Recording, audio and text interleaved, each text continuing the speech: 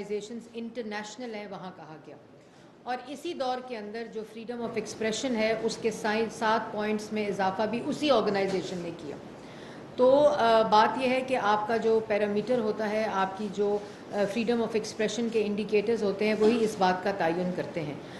باقی آپ نے جو بات کی اس میں ہمیشہ ہم جو فریڈم آف ایکسپریشن اور سینسرشپ ہم اس کے وکٹم رہے ہیں. میری جماعت میاں محمد نواز شریف, مریم نواز, ایک لمبی فہرست ہے, شہباز شریف صاحب جو اب پرائم منسٹر ہیں. تو ہم کوئی ایسی پالیسی یا کوئی ایسی چیز نہیں کرتے جس سے اس پہ قدغن لگے, لیکن اور اس کا جو ثبوت ہے وہ فریڈم آف ایکسپریشن کے جو انڈیکیٹر ہیں اس میں اضافے کا ہے. جی ٹھیک ہے. خان صاحب. میرا نام ایج خانزادہ ہے اور میں پاکستان فیڈرل یونین آپ نے جو کچھ فرمایا ہم اپنے مہمانوں کے ساتھ ہرگز ایسا سلوک نہیں کرتے, لیکن قانون مجبوری آپ کی حکومت اور آپ صحافیوں کے ساتھ جو کچھ کرنا چاہتے ہیں وہ مناسب نہیں.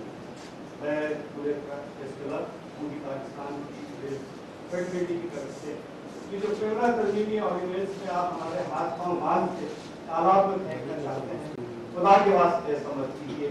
میں کوئی سوال نہیں کرتا کہ آپ دیکھیں, اگر آپ یہ چاہتے ہیں آپ یہ سمجھتے ہیں کہ ہمارے کسی فریق کی طرف سے کسی فرد کی طرف سے مشاورت کی گئی ہے تو کسی سے کوئی مشاورت. دیکھیں بھائی, سب سے پہلے تو میں آپ کی اچھا میں سمجھی سوال ختم ہو گیا.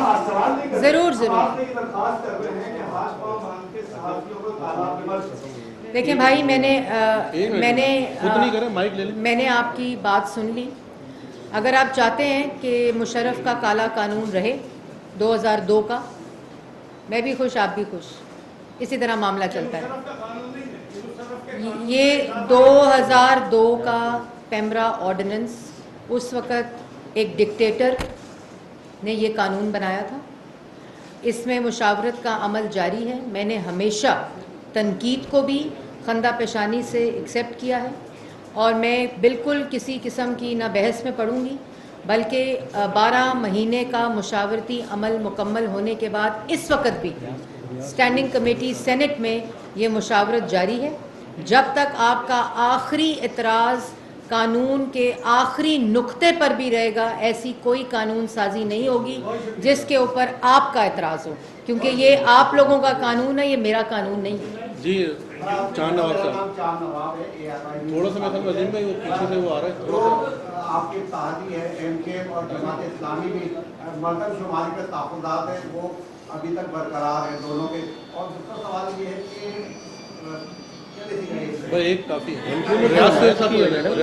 کاؤنسل آف کامن انٹرسٹ کا کل میٹنگ ہوئی جس کی صدارت وزیر اعظم شہباز شریف صاحب نے کی, جس میں جو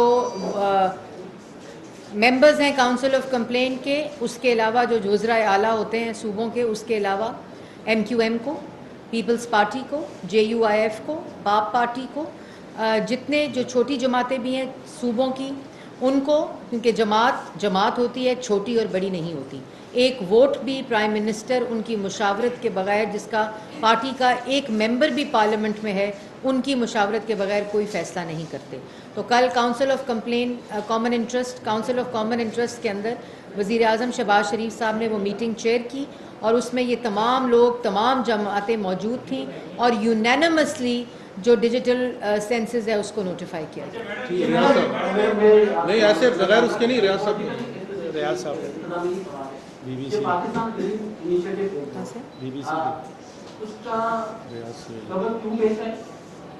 جی سوری دوبارہ بتائیں. پاکستان گرین انیشیٹو ہے جو جس کے ذریعے کارپوریٹ فارمنگ انٹروڈیوس کرائی جا رہی ہے, اس کی ضرورت کیوں پیش آئی؟ ایک سوال یہ ہے کہ پاکستان میں اتنے بے زمین ہاری ہیں, ان کو زمینیں نہیں دی گئی, فوج کے ذریعے یہ کیا جا رہا ہے. دوسرا یہ کہ اتنی زمین, ملینز ہیکٹرز کی زمین کہاں سے آئے گی اور پانی کہاں سے آئے گا؟ کیونکہ جہاں پر ہم موجود ہیں اس صوبہ سندھ میں ہمیشہ پنجاب اور سندھ میں پانی کا ایشو رہتا ہے اور جو زمینیں ہیں وہ صوبائی سبجیکٹ ہے. بھائی میرے خیال میں آپ ایس آئی ایف سی کی بات کر رہے ہیں, جس کے اندر ایگریکلچر گرین انیشیٹو کی آپ بات کر رہے ہیں. دو ہمارے پاس آپشنز ہیں. ایک آپشن یہ ہے کہ ہمیشہ کی طرح کشکول پھیلائے, لوگوں کے ہاتھ سے پیسے مانگتے رہیں, قرضے مانگتے رہیں, لون مانگتے رہیں. اور دوسرا اور IMF سے قرضہ لیتے رہیں اور ان کے شرائط کے اوپر جو پھر آگے اگریمنٹ کہتا ہے وہ کرتے رہیں۔ دوسری آپشن جو ہے جو پوری دنیا میں ہوتی ہے کہ جو انویسٹر ہے اور یہ انویسٹمنٹ کسی طرح بھی لوکل انویسٹمنٹ کو اس کے اوپر ممانعت نہیں ہے۔ اگر آپ کا لوکل لیول کے اوپر کوئی بزنس ہے، کارپوریٹ سیکٹر ہے، آپ کی کوئی کاشتکاری ہے، آپ اس میں کوئی تفریق نہیں ہے۔ یہ پوری دنیا میں جب فورن ڈائریکٹ انویسٹمنٹ آتی ہے، اب دنیا کے باقی ممالک میں whole of government, whole of system, کیونکہ جو انویسٹر ہوتا ہے وہ ان بیوروکریٹک ہرڈلز اور ریڈ ٹیپزم سے نہیں گزرنا چاہتا جو ڈسکریج کرتی ہے اس کو اس ملک میں انویسٹمنٹ کرنے کے لیے۔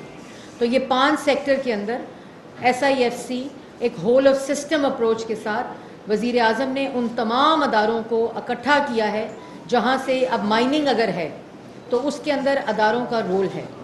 مائننگ کے اندر جو لینڈز ہیں، جو مائننگ کا پورا پروسیس ہے، ان کے اندر ان کی سٹیک ہوتی ہے۔ تو ان تمام یہ کسی کے حوالے نہیں کیا جا رہا، یہ زمینیں کسی کے، یہ ایک پروپیگنڈا ضرور ہو سکتا ہے، لیکن میرا خیال میں کل ایک ڈیجیٹل پورٹل کا قیام کیا جا رہا ہے جو کہ ٹرانسپیرنٹ طریقے سے SIFC سے ریلیٹڈ 5 سیکٹرز کے اندر جو انویسٹمنٹ کا پروسیس ہے اور اس کا جو پورا طریقہ کار ہے اس کو ڈیجیٹل پورٹل پہ ڈال کے آپ سب کو ایکسیس دی جائے گی۔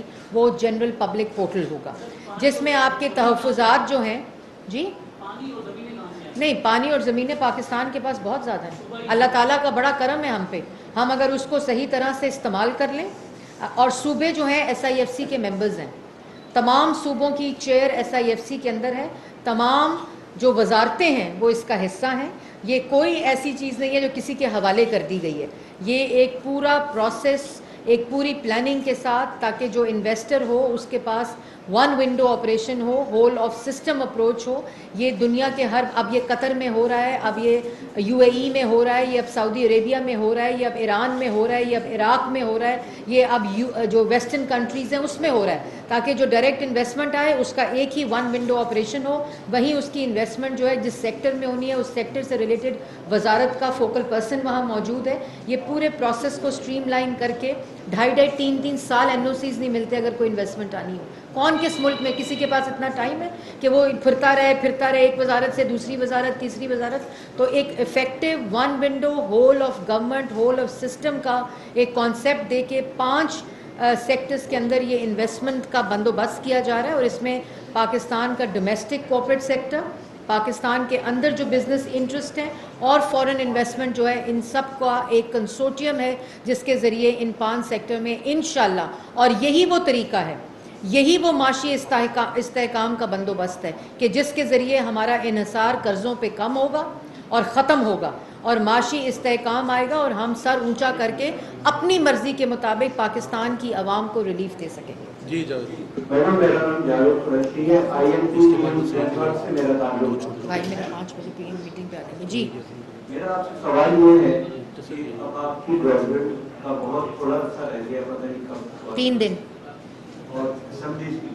تو کیئر ٹیکر پرائم منسٹر کے لیے کوئی نام فائنل ہوا؟ بہت سارے نام چل رہے ہیں۔ میڈم سوال یہ ہے کہ ابھی بھی یہ ابہام پایا جا رہا ہے کہ نہیں مردم شماری کے اعلان کے بعد یہ انتخابات وقت پر ہو پائیں گے، ڈیلیمیٹیشن ہوگی، یہ وقت پر ہو پائیں گے، نہیں ہو پائیں گے؟ اسی میں ایڈ کر لیں کیا میاں نواز شریف صاحب الیکشن سے پہلے پاکستان میں ہوں گے؟ بہت سارے سوال 3 سوال اور 3 آخری سوال۔ پہلا سوال نگران وزیر اعظم، نگران وزیر اعظم کو اپوائنٹ کرنا اچھا کر لیں۔ وزیر اعظم پاکستان اور اپوزیشن لیڈر کا آئینی ذمہ داری ہے، مشاورت جاری ہے، انشاءاللہ جو بھی فیصلہ ان دونوں کے درمیان ہوگا اس کا پاکستان کی عوام کے سامنے اعلان ہوگا۔ دوسرا آپ نے کہا کہ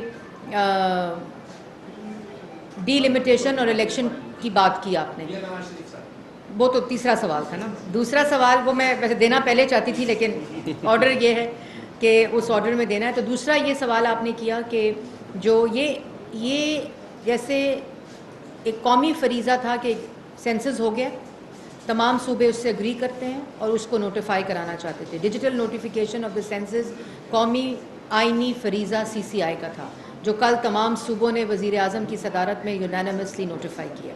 الیکشن جو ہے وہ الیکشن کمیشن کی ذمہ داری ہے، ہم اپنی آئینی مدت پوری کر इंशाअल्लाह 9 तारीख का प्राइम मिनिस्टर ने अनाउंस किया है मुशावरत के साथ हमारी गवर्नमेंट की ख़त्म होने की मुद्दत की समरी सदर को अरसाल हो जाएगी और उसके बाद उसके मुताबिक 3 महीने में इलेक्शन होने हैं। और जो इलेक्शन कमीशन है उसने अपनी तैयारी जो है ऑलरेडी इसके ऊपर शुरू कर दी है, लेकिन ये आइनी ज़िम्मेदारी इलेक्शन कमीशन की है और इंशाअल्लाह वो मुकम्मल करेंगे और मुल्क में इलेक्शन का तसलसल जो है और जमहूरियत का जो एक कंटिन्यूटी है उसका जारी रहना बहुत इंपॉर्टेंट है। मोहम्मद नवाज़ शरीफ साहब की आपने बात की। मोहम्मद नवाज़ शरीफ साहब वो नाम है कि जिन्होंने पाकिस्तान की दिफा को मजबूत किया, नाकाबिल तस्खीर बनाया। मुल्क के अंदर अगर कोई मोटरवे और सड़कों का जाल है वो नवाज़ शरीफ ने बनाया। 14,000 मेगावाट बिजली बनाई, दहशत गर्दी ख़त्म की, सीपैक मंसूबा लेकर आए। उस वक्त तो सीपैक के ऊपर भी प्रोपेगेंडा चला था, आपको याद होगा, जब डी चौक में कब्रें खोदी जा रही थी। तो ये वो नाम है जिसने हमेशा मुल्क की खिदमत की है, मुल्क को तामीर किया है, मुल्क की जमहूरियत को तक़वियत दी है। और इंशाअल्लाह पाकिस्तान की अवाम इस फ़र्क को जानती है कि तामीर और तखरीब में क्या फ़र्क होता है और साजिश में क्या फ़र्क होता है। और अगला इलेक्शन इंशाअल्लाह पाकिस्तान मुस्लिम लीग नून मोहम्मद नवाज़ शरीफ की क़यादत में पाकिस्तान की आवाम के पास जाएगी। मैडम ये ले लें खातून है, समसम खातून का जमजम एक मिनट हफीज़ भाई इनको लेके इनको सुनिए, मैडम जमजम का साथ देंगे करते हैं। बॉर्डर है वो सीपैक के माथे का झूमर है, लेकिन इस माथे की झूमर को निकाल कर सीपैक के नाम पे दाव यूनिवर्सिटी बन गई। इतने बड़े सूबे में क्या जगह नहीं मिली थी कि यूनिवर्सिटी दाव बनाने की जरूरत पड़ी। उसके साथ साथ सिंध में कहीं भी सरगर्म नजर नहीं आती। क्या पीपल्स पार्टी से कोई अंडरस्टैंडिंग है कि उधर हम इधर तो? पहली बात तो गवादर सीपैक का नहीं, पाकिस्तान का झूमर। हमारी जो माशी शाहरग पहले कराची को कहते हैं, लेकिन ये पूरा ख़ित्ता जो है साउथ का, इसका पूरा जो माशी इन्हिसार है वो बंदरगाहों के ऊपर है और बिज़नेस के ऊपर है। लॉजिस्टिक्स वहाँ से पूरी ट्रांसपोर्टेशन का एक जो कॉन्सेप्ट है एक्सपोर्ट्स और इंपोर्ट्स का, उसमें उसकी अहमियत बहुत इम्पॉर्टेंट है। और इसी अहमियत को जानते हुए मोहम्मद नवाज़ शरीफ ने 2014 में चाइना पाकिस्तान इकनॉमिक कॉरिडोर की शुरुआत गवादर से की थी।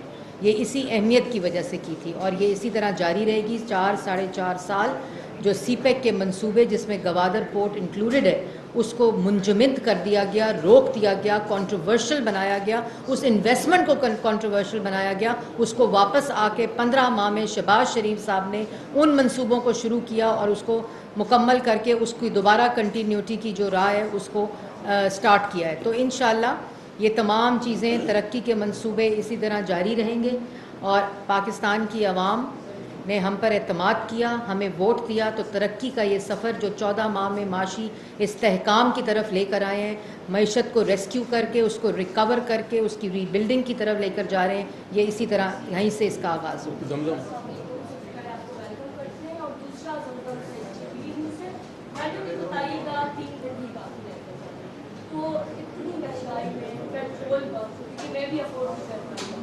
तो आप जाते क्या समझते, थोड़ा रिलीफ देते हुए जाएंगे आवाम को या एक और बम गिराएंगे? देखें, पेट्रोल बम तो हमने ज़मान पाक में सुना, उसके बाहर, उससे पहले तो मैंने कभी पेट्रोल बम का नाम ही नहीं सुना था। और बने और उससे पुलिस वालों के सर फटे और उससे रेंजर्स की गाड़ियाँ जली और उससे पुलिस की गाड़ियाँ जली। उसके बाद हमने वो देखा 9 मई को, जब हसास तनसीबात पर हमले हुए, हॉस्पिटल्स पर हुए, शोहदा की यादगारों के ऊपर हुए, स्कूलों पर हुए, एम्बुलेंसेस पे हुए। तो हमने पेट्रोल बम की वो तमाम चीज़ें को एग्जीक्यूट होते, जिसका मास्टर माइंड जो है वो मिस्टर इमरान खान साहब थे, वो हमने देखा। तो जो पेट्रोल बम गिरा कर गए मार्च 2022 में IMF के प्रोग्राम को, अपने किए हुए प्रोग्राम को, मईशत को तबाह करके IMF में गए। नवाज़ शरीफ साहब ने तो 14 में शुरू किया और 16 में खुदाफिज कर दिया, हमेशा के लिए पहला प्रोग्राम मुकम्मल करके। तो फिर क्यों गया IMF के प्रोग्राम में, क्यों मईशत को तबाह किया? जो 6.1% की तरक्की पर मईशत ग्रो हो रही थी, महंगाई 3.4% पे थी, खाने पीने की अशिया की महंगाई 2.4% पे थी, तो क्यों IMF के प्रोग्राम में गए? क्योंकि मईशत को तबाह किया। اور اس کے بعد IMF کے پروگرام اپنے کیے ہوئے پروگرام کو سسپینڈ کیا, وائلیٹ کیا, اور جس وقت مارچ 2022 میں ووٹ آف نو کانفیڈنس میں اقتدار کو جاتے دیکھا تو اپنی دی ہوئی جو پرائز تھی اس کو ریورس کیا اور اس کو وائلیٹ کر کے گئے, جس کو ہم نے آتے ہی ری نیگوشیٹ کرنے کے لیے ڈائیلاگ شروع کیا. اور الحمدللہ اس وقت اسٹینڈ بائی اگریمنٹ جو 9 ماہ کے لیے ہے وہ ان پلیس ہے. یہ مہنگائی کا بم بھی انہوں نے گرایا, یہ مہنگائی کا پیٹرول بم بھی انہوں نے ہی گرایا, اور ملک کو مہنگا کرنے کا بم بھی انہوں نے ہی گرایا, اور پیٹرول بم پھاڑ کر لوگوں کے, پولیس والوں کے سر بھی انہوں نے ہی پھاڑے. ماشاءاللہ یہ تمام چیزیں انہی کے اس میں جاتی ہیں جو پرفارمنس انہوں نے 4 ساڑھے 4 سال کی.